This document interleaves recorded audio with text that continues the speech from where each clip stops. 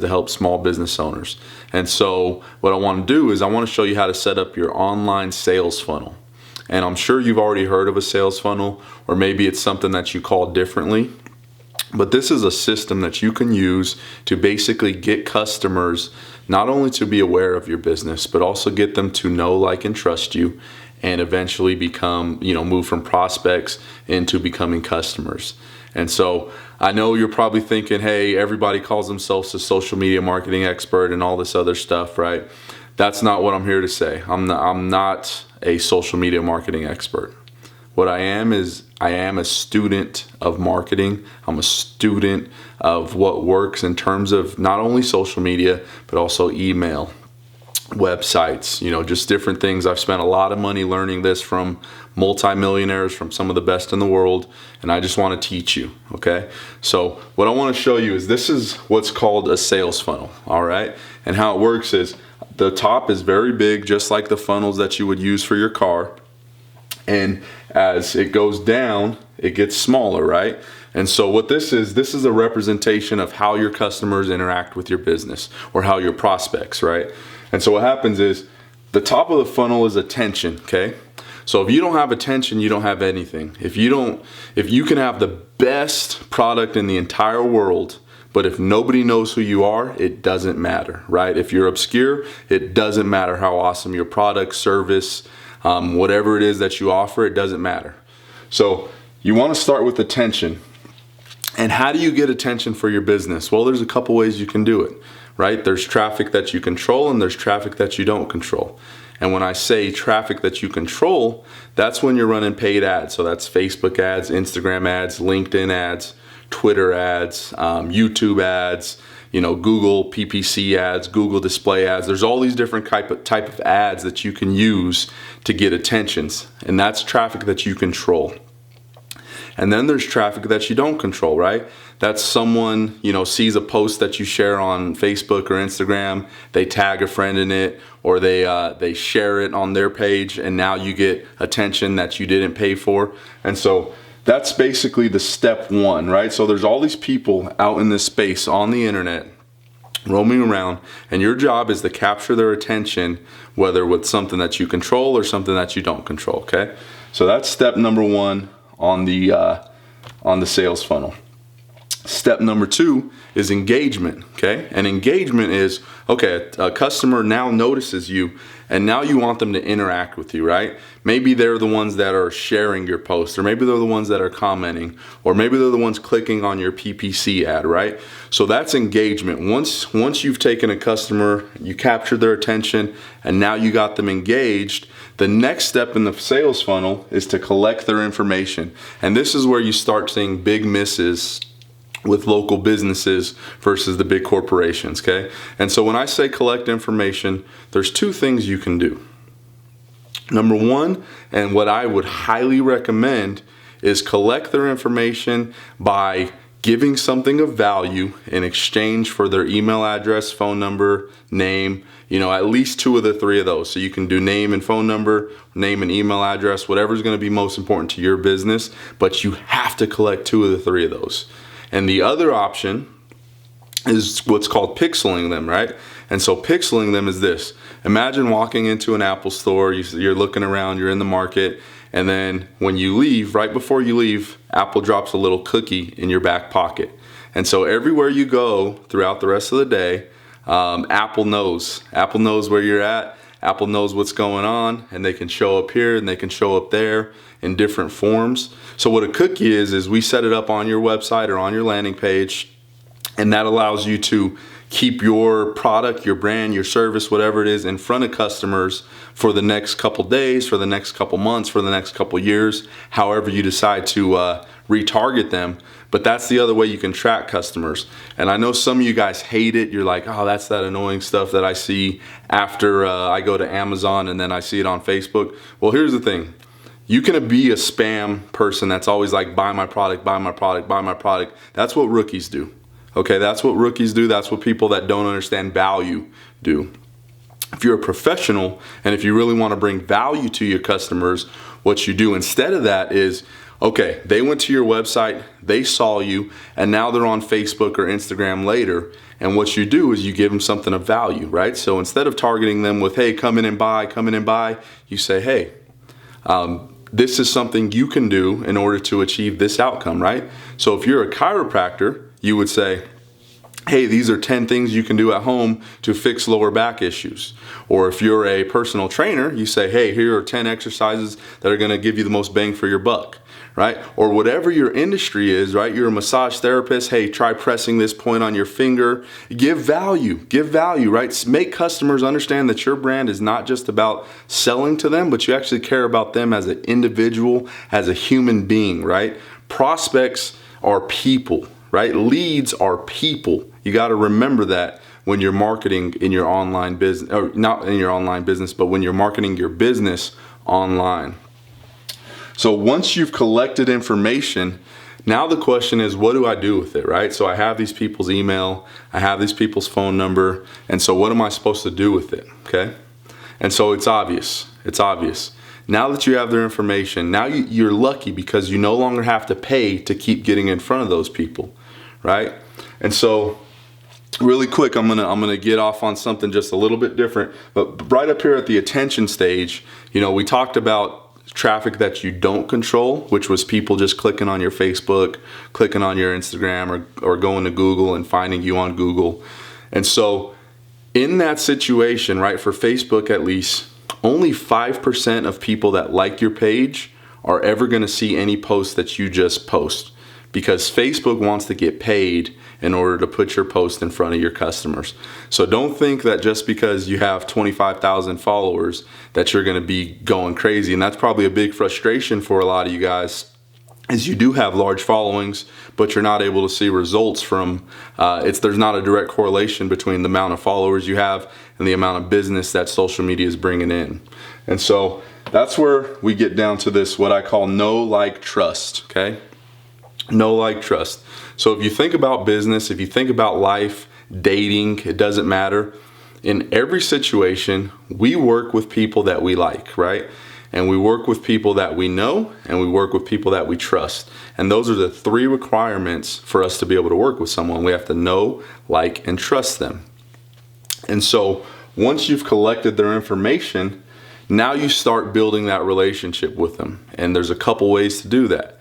Now, in some industries, right, if you're a painter or you're a HVAC company and you need to give people quotes, well, maybe you call them up, and over the course of that phone call, that's where you're building your know, like, trust, right? But in other situations, it's not going to be something where you're just calling up and giving an estimate right away. So what you do is you put people into your email automation, okay? And your email automation, you can use anything from MailChimp, ActiveCampaign.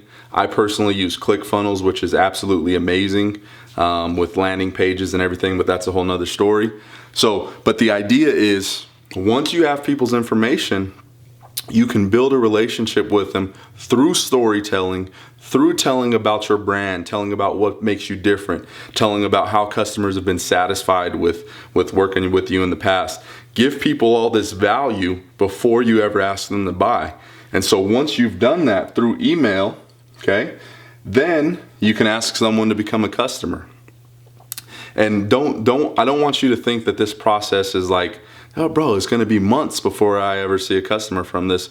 This can all happen immediately, right? So if you set up a good ad, a good landing page, and a awesome first and second, third email sequence, this all can happen within 2 days, 3 days, right? Or if you decide to pick up the phone and call someone after you collect their information, this can happen all within an hour.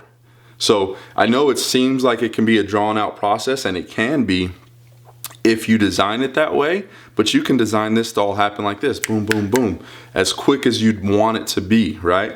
But once someone is a customer, okay, that's not where you want it to stop, obviously.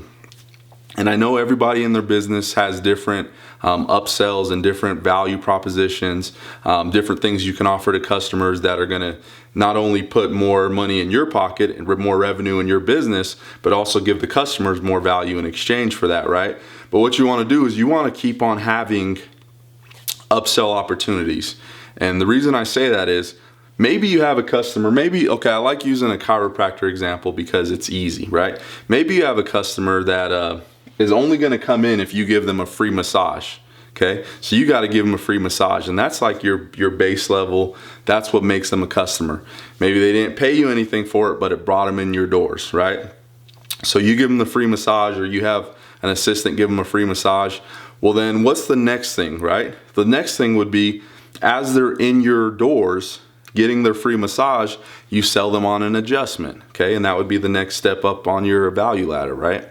And then once you've sold them an adjustment, and then maybe the next thing is you have a wellness program, right? And this wellness program teaches them how to, care for themselves in the long term, and they get to come in a certain amount of times every month. They get to sit with you. They get to, have exclusive offers. And then maybe you have something above that. So basically, once you have someone as a customer, now your job is to continue to upsell them as deep or as up the ladder as you possibly can, right? And so every business is going to be different. If as a personal trainer, maybe you have an exclusive mastermind program, or maybe you have whatever it is, you got to be creative, because out of 100 customers, out of every 100 customers, you might have one that wants to have the best that you have to offer, and you shouldn't cap off, that one customer where all the other 99 are at. If that makes sense. You want to continue to have value that you can give to people, which is going to put more money in your pockets, right? And then the next thing is I want to talk about residual. So a lot of businesses are starting to pick up on this, but it's still not taking flight with local businesses, where it's a program where customers continue to pay you every month, whether it's automatically or they come in and pay, but something where customers see you more often, and you know that you have guaranteed money coming in. And you create those programs called continuity programs, and depending on your business, you got to think outside the box, right? You say, okay, maybe I'm a HVAC company and I have a program where you pay $12 a month, and once a year, you get these articles every month that are going to show you how to save money on your power bill. You get exclusive bonuses, and you get to save on your annual checkup, right? Or something like that. That's just an idea, but we got to start thinking outside of the box to grow our businesses, because I see too many business owners that I sit down with limit themselves, limit the revenue they can make, because they're not growing their value ladder. They're not expanding what they offer customers. So this is something to think about. And so you see how it works is you get customers, right? All these people, okay, and they're on the internet looking around, and your job is to get them into your sales funnel. All right, and once you get them into your sales funnel, now your job is to move them down the sales funnel from one step all the way down, right, until they are your biggest raving fan. They're telling everybody about you, and they're your number one customer, and they're your number one salesperson, right? And so here's the important thing. This just doesn't happen, right? If this just happened, everyone would do it. And so what you have to do is you have to put systems in place for every step in this funnel, right? So you have to have a system for getting people's attention. You have to have a system for getting people to engage with you. You have to have a system to collect information. You have to have a system for your emails or phone calls or whatever it is. You have to have a system for getting people to become a customer, right? Versus just a prospect or just someone that likes your business.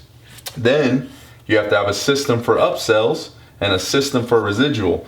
So it seems so simple because it is, but there's a lot of work that goes into it. There's a lot of work that goes into it. And so the reason I sent you this video is twofold, okay? First and foremost, I wanted to show you how this works, and I want to give this to you absolutely free. Spent a lot of money, spent a lot of time learning how this works, learning to do this, setting it up and testing for my customers. But secondly, I just want to tell you this. I spent 7 years in big corporate sales. I'm not chasing anybody that doesn't want or need help. Okay, it's just that simple. That's not what I do. But what I will do is provide value, and if you need help or if you are interested in learning more about this, feel free to reach out to me. If you click the button below, you can send me an email. We can talk, we can discuss it, but I'm not going to chase you. And I'm sorry, that's just my philosophy. I know people like being courted and it feels good. Now, if we sit down in a meeting, I'll treat you awesome because that's just the type of person I am. I am 100% customer service driven, but I have an awesome team of people that really enjoy doing these things for you guys. I have some customers that if you talk to, they'll really tell you they enjoy the relationship they have with myself and my team.